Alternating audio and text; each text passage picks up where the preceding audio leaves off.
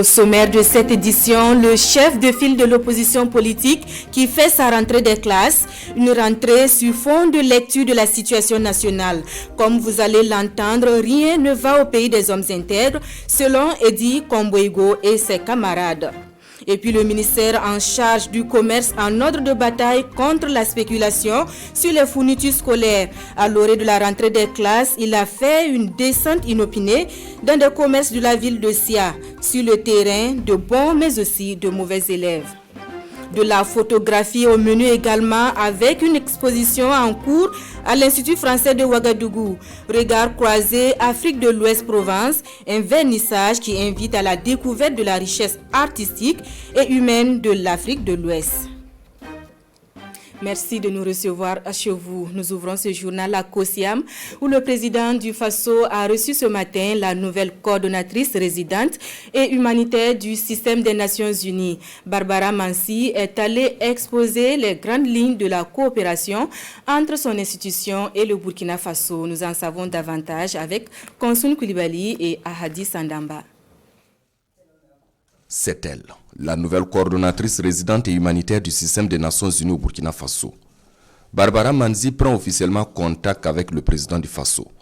Elle est venue échanger avec Rochmar Christian Kaboré sur les grands chantiers de développement en vue d'une meilleure coordination des actions de coopération.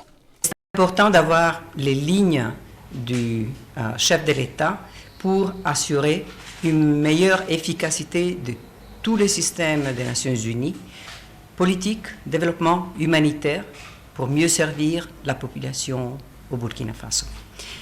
C'est le début d'un parcours et je suis absolument ravie d'être là et de continuer main dans la main avec l'État pour mieux servir les populations. À ce poste, Barbara Manzi succède à la Sud-Africaine Mercy Maketa. Avant sa nomination au Burkina Faso, elle était coordonnatrice résidente du système des Nations Unies à Djibouti de juillet 2017 à juillet 2021. De nationalité italienne, elle a une longue expérience au sein des Nations Unies et a servi dans de nombreux contextes de crise depuis qu'elle a rejoint l'organisation en 1998. Insécurité, vie chère, crise dans le système éducatif, rien ne va au Burkina Faso, selon le chef de file de l'opposition politique, le CEFOP, qui a effectué ce matin sa rentrée politique. Cette année politique sera celle de tous les combats, préviennent Eddy Kombouego et ses camarades, Roger Kam et Draman Guéni. Une conférence de presse pour débuter l'année politique au chef de file de l'opposition politique. Eddy Kombouego et ses camarades ne sont pas d'accord avec aucun point de la gestion du pouvoir. Ils crient à la vie chère, à la corruption, à la mauvaise gestion de l'éducation et surtout à l'insécurité. De juillet à septembre, le CEFOP compte les morts. Le 11 juillet 2021, nous enregistrons 10 morts, dont 7 VDP à Niamossi, dans la commune rurale de Penza. Le 16 juillet 2021, 3 soldats tués à Dablo. Le 5 août 2021, 30 morts à Gorgadji, dans l'Oudala. Le 9 août 2021, 12 soldats sont tombés à Toueni, dans la boucle du monde. Le 18 août 2021, 84 morts encore à Gorgadji. Septembre 2021, 6 gendarmes tombés suite à l'attaque d'un convoi d'une société minière. Pour cette année politique, le CEFOP se veut plus virulent. Des dénonciations, des recommandations et des marches, rien n'est exclu pour se faire entendre. L'opposition donnera encore de la voix au moment venu. Soyez calmes. Mais j'ai toujours dit aux militants de l'opposition de m'écouter. Le jour où je vais lancer cet appel, qu'ils répondent vaillamment comme le peuple burkinabé. Pour le dialogue politique, l'initiative de la reprise est faite par le gouvernement. Mais en face, l'opposition pose un préalable. Elle exige la présentation d'une stratégie claire de défense et de sécurité du pays avant toute assise. Prévenir les spéculations sur les prix des fournitures scolaires, c'est tout l'enjeu de l'opération de contrôle des prix lancée hier dans la ville de Sia. Et pour la première descente inopinée, les équipes du ministère ont décelé de bons, mais aussi de mauvais élèves en la matière, sur les pas des contrôleurs du jour. Et pour le compte de la RTB, Mané Kahien et Karim Sissé. Une visite inopinée dans des librairies de la place. Une opération de contrôle des prix et des procédures d'importation des fournitures scolaires menée par le ministère en charge du commerce à l'orée de la rentrée des classes. Dans cette boutique de vente en détail des fournitures, les agents de contrôle vérifient minutieusement l'affichage des prix des articles, les différentes factures d'achat délivrées et la réglementation relative au commerce de distribution. La même opération est aussi menée dans ce magasin de vente en gros des fournitures. Une opération qui a permis aux contrôleurs de relever quelques anomalies. Il est fait obligation à tout commerçant de préciser en fait la catégorie de commerce dans lequel il exerce son activité. C'est-à-dire il doit signaler au niveau de son magasin, de la devanture, la mention grossiste, demi-grossiste ou détaillant. Cela n'a pas été fait au niveau du premier magasin qui était un détaillant. Cela est une infraction que nous avons révélée. Le second magasin que nous avons vérifié, ce dernier n'est pas obligé en fait d'afficher les prix puisque c'est un grossiste. Mais il est obligé à délivrer des factures conformes à ses clients détaillants. Voilà. Donc à son niveau, nous allons vérifier cela au bureau et la facture d'importation qu'il y a eu à effectuer s'il n'est pas importateur. En ce qui concerne toujours le commerce de distribution, la réglementation relative au commerce de distribution, cela n'a pas été respecté à son niveau. Parce que vous constatez sur le document, ce n'est pas mentionné. En pareille circonstance, les propriétaires de ces deux librairies seront sanctionnés. Des sanctions conformément au texte en vigueur. Les sanctions vont de 500 000 à 500 millions.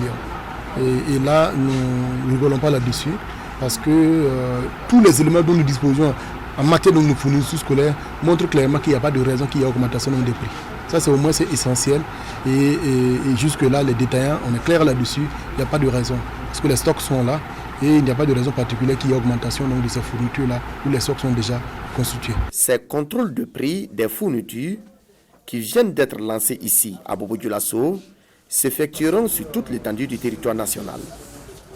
Des numéros verts sont même disponibles pour dénoncer toute personne qui ne respectera pas la réglementation en la matière.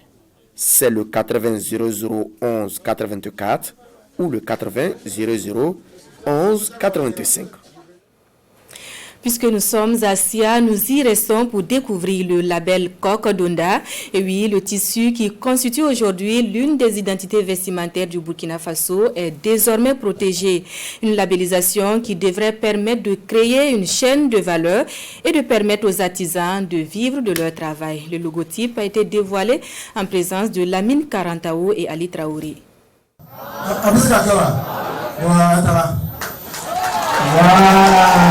Par ce geste, le ministre en charge de l'industrie labellise le Kokodonda, un pain qui fait la fierté de Sia et de Burkina Faso en général. Avec cette labellisation, ce produit est désormais protégé et les acteurs qui sont investis dans ce secteur pourront mieux vivre de leur art. Lorsqu'un produit est prisé, il commence à connaître la concurrence, et souvent une concurrence déloyale, notamment la contrefaçon. La première des choses de la labellisation, c'est que c'est un processus aujourd'hui qui a permis de rassembler les acteurs et les organiser. Le processus de labellisation, avant d'arriver au logo, c'est tout le travail d'organisation derrière. Donc c'est un apport qui permet de structurer le secteur. Première des choses. Deuxième des choses, lorsque le nom est protégé, personne ne peut utiliser le nom Kokodonda. Troisième des choses, les motifs vont être protégés. Vous ne pourrez plus aller imprimer avec le motif ailleurs pour venir les proposer sur le marché pour concurrencer le travail des femmes. Autant d'avantages qui donnent aujourd'hui du sourire aux acteurs de ce pain. Des acteurs qui ont promis d'œuvrer pour rehausser la qualité de ce produit. Un sentiment de satisfaction vu le travail qui a été abattu par les acteurs, les partenaires et notre ministère de tutelle. Et nous pensons que cette labellisation est une bonne chose parce que ça ajoute de la valeur à ce que nous faisons déjà. Bien sûr, nous en sommes conscients et nous travaillons pour cela. Et je pense que tous ceux qui ont été aujourd'hui sur place, ils ont conscience de ce que ça implique. Et nous travaillerons jour et nuit pour mériter vraiment cette confiance que le gouvernement a placée en nous. Aujourd'hui, labelliser Cocodonda, c'est apporter un plus à l'économie locale, l'économie de la commune. Ils ont retracé tout de suite l'histoire de ces pains qui mobilise beaucoup d'acteurs au niveau local. Et pour accompagner les acteurs de ce pain, le ministre remet ici du matériel. Il faut noter que la labellisation concerne déjà 236 motifs de pain Cocodonda. Retour à Ouagadougou pour jeter un regard sur la mise en œuvre de la convention signée entre le ministère en charge de la famille et les maîtres coraniques sur les 285 écoles qui se sont engagées à protéger les enfants de la mendicité. 70 tiennent parole. Elles allient études coraniques et apprentissage de métiers. Quelques bons exemples ont reçu la visite de la chef du département en charge de la famille. Visite suivie pour nous par Konsoun Koulibaly et Ismaël Didoma Sirima.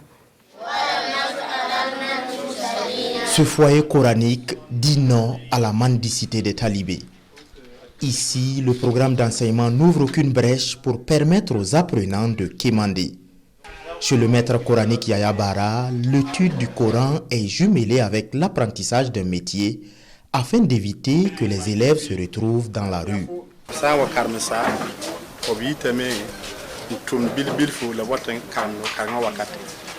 Si on finit les cours, les élèves vont dans les ateliers. Ils apprennent la soudure, le blanchissage ou la cordonnerie. Tout comme Yaya Bara, Gani Diallo est aussi un maître coranique modèle selon le ministère de la Femme, de la Solidarité nationale, de la Famille et de l'Action humanitaire. Ils font tous deux partie des 70 maîtres coraniques modèles répertoriés. C'est leur engagement qui nous a permis aujourd'hui d'arriver depuis 2018 à 0 enfant en situation de rue avec de mendicité. Mais les 70 aussi, tous les jours, nous allons continuer à les aider pour avoir plus. Nous avons une rencontre avec eux bientôt, dans 2 jours, pour inciter d'autres, sur les 280, ceux qui n'avaient pas pu suivre, de dire qu'il y a des exemples, on peut y arriver. Cette initiative de mettre fin à la mendicité des élèves des écoles et foyers coraniques a été formalisée en 2018. Depuis lors, le département de Lorraine-Silboudo apporte divers soutiens aux écoles et foyers coraniques modèles. Santé à présent et nous nous rendons à Samba pour le lancement des travaux de normalisation du centre de santé et de promotion sociale de Bargo. 100 millions de francs CFA ont été mobilisés par le conseil régional du centre pour offrir au CSPS une maternité et du matériel médico-technique. Bernard Kombelem et Vincent Tiendrebiogo. Le CSPS de Bargo dans la périphérie ouagalaise est en voie de normalisation. Ici, le démarrage effectif de la construction d'une maternité, d'un dépôt pharmaceutique, d'un forage et d'un mur de clôture en complément aux dispensaires déjà existants. C'est le ministre de la Santé qui lance les travaux à l'initiative du Conseil régional du centre. Le Conseil régional du centre a bien voulu inscrire cette activité dans leur planification. Aujourd'hui, nous devons dire que l'implication des conseils régionaux dans les 13 régions du pays permet au ministère de la Santé de satisfaire les besoins des populations en termes d'infrastructures, en termes d'équipements, en termes d'ambulances. 130 millions de francs CFA seront investis dans le chantier par le Conseil régional du centre qui s'est beaucoup investi dans le développement du secteur de la santé dans la région. Depuis 2016, le Conseil régional du centre a doté des structures sanitaires des arrondissements de Ouagadougou et des communes rurales de matériel médico-technique. Nous avons renforcé les capacités de 200 ICP dans la région du centre au temps fort de la pandémie à Covid-19, de même que 18 médecins chefs. Nous avons également doté l'hôpital de Tengandogo, Yalagado, etc. en vivres il y a de cela quelques temps. des ambulances. Les travaux lancés aujourd'hui doivent être achevés en 3 mois. Le ministre de la Santé saisit l'occasion pour un message de mobilisation du public pour la vaccination contre le Covid-19 qui s'est maintenant rapproché aux populations. Des infrastructures sanitaires, mais aussi des ressources humaines de qualité, l'IFRIS, l'Institut de formation et de recherche interdisciplinaire en sciences de la santé et de l'éducation, vient de livrer sa toute première cuvée en master. Et ce sont 35 nouvelles compétences qui ont fait leur sortie de promotion le week-end dernier. Césaire Carrefour et Sekou Zongou. Ils sont au total 35 impétrants, dont 20 en master professionnel option planification et management de l'éducation et 15 en orientation recherche, à recevoir ici leurs attestations de fin de formation. Une formation de 2 ans et les désormais titulaires de master professionnel en sciences de l'éducation se disent prêts à servir le pays là où le besoin se fera. Nous sommes outillés, nous avons eu des compétences grâce à IFRIS. Ce que nous demandons, c'est surtout qu'on nous donne les opportunités, les occasions de nous investir. Nous sommes dans un moment de réforme. Donc ces réformes supposent que nous ayons des compétences vraiment pour pouvoir aboutir à des solutions. Donc vraiment nous sommes prêts. Des engagements qui sont félicités et encouragés par les plus hautes autorités. Et pour répondre aux défis sécuritaires que traverse le Burkina, les titulaires du master en sciences de l'éducation sont appelés à accompagner les politiques éducatives pour un développement durable. Le nom de la promotion, c'est la résilience. Et nous avons dit que nous sommes dans un défi sécuritaire qui impose que le système éducatif soit à la fois résilient et performant. Et donc c'est vraiment des interpellations à ce que après ce parchemin qui ne vaut que par celui qui l'a, de voir comment ils vont en tout cas investir ces connaissances, ces compétences acquises au niveau de l'IFRIS là sur le terrain. L'Institut de formation et de recherche interdisciplinaire en sciences de la santé et de l'éducation IFRIS a été créé en 2015. Il met ainsi sa toute première promotion sur le marché de l'emploi avec cette sortie. L'IFRIS compte se convertir en une université très prochainement, à en croire ses premiers responsables. Fin du 30e congrès de l'Union générale des étudiants du Burkina. 3 jours durant, les représentants des différentes sections nationales avec à leur côté leurs camarades du Sénégal et de la France se sont penchés sur les défis de l'heure dans le milieu universitaire, sans oublier le contexte national et international. Salif Belem et bienvenue Tansa. L'Union générale des étudiants du Burkina UGEB achève son congrès ordinaire sur fond d'indignation vis-à-vis des conditions d'études des scolaires et étudiants du Burkina. Dans sa déclaration finale, l'Union dénonce entre autres le retard et le chevauchement des années académiques dans les universités publiques, le déficit et la mauvaise qualité des infrastructures scolaires et universitaires. Il en veut pour preuve le récent effondrement le 31 août dernier de la dalle d'un bâtiment en construction à l'université Norbert Zongo de Koudougou, faisant au moins 4 morts. Face à ces situations, le Congrès appelle les étudiants à se mobiliser au sein des sections de l'UGEB et à se tenir prêts à tout mot d'ordre selon l'évolution de la situation. À ce 30e congrès qui s'achève, l'UGEB compte un nouveau bureau avec à sa tête Fousseni Sourabié. La nouvelle direction qui appelle les militants à l'unité se dit prête à défendre leurs intérêts matériels et moraux. Avant de lever la séance, les participants venus du Burkina, du Sénégal et de la France ont unanimement condamné la fermeture du lycée Philippe Zenda Kaboré à Ouagadougou et du lycée départemental de Bissiga dans le Boulgou et exigé leur réouverture sans condition. Regard croisé Afrique de l'Ouest Provence, une exposition de photographie en cours depuis le 10 septembre à l'Institut français de Ouagadougou. Un vernissage qui invite à la découverte de la richesse artistique et humaine de l'Afrique de l'Ouest. Lassina Ouattara et Nyakiteda. Regard croisé est une exposition d'œuvres photographiques et artistiques issues de l'Afrique de l'Ouest et de la France. Des œuvres aux couleurs multiples et qui mettent l'accent sur l'esthétique, la mode et véhiculent chacune un message. L'exposition vise à valoriser les artistes africains afin de leur permettre d'être connus à l'échelle européenne. Le message de cette exposition, il est double.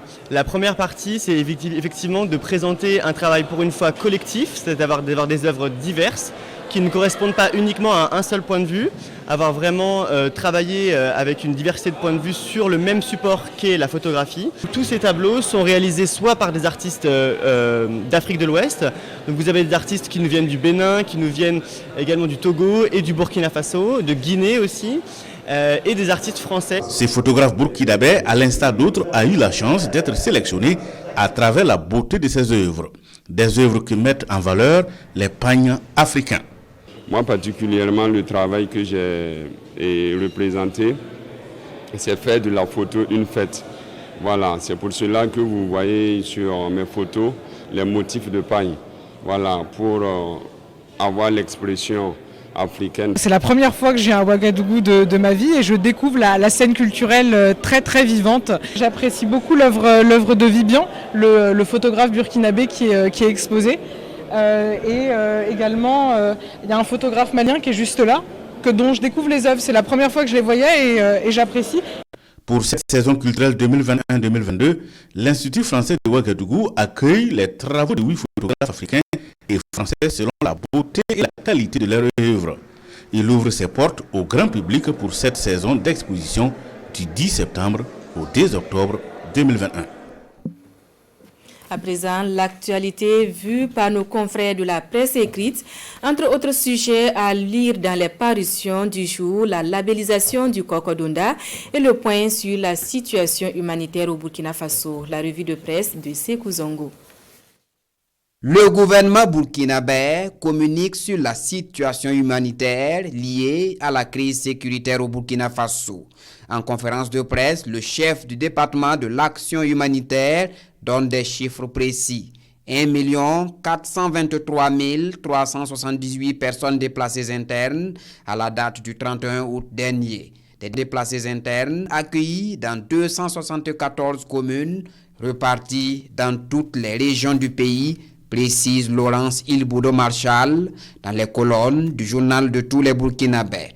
Face à cette situation, le gouvernement burkinabé ne reste pas les bras croisés.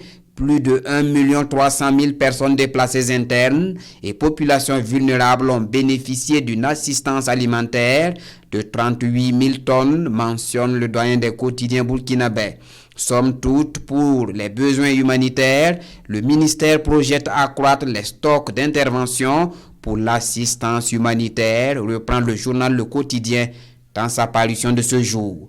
Valorisation du paille Cocodonda. Désormais, le pain est sécurisé par un label publié par le ministère de l'Industrie, du Commerce et de l'Artisanat. Cet acte est une fierté nationale, en ce sens qu'il concourt au rayonnement de la culture burkinabé.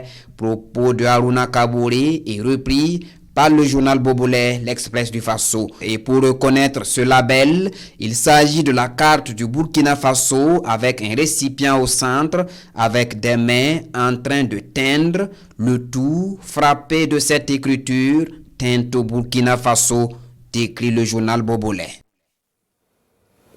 Fin de cette édition. Merci à vous qui l'avez suivi. L'actualité revient dans sa version Djoula, Fulfulde et Mouré sous le coup de 14h. Excellent après-midi en compagnie de nos programmes.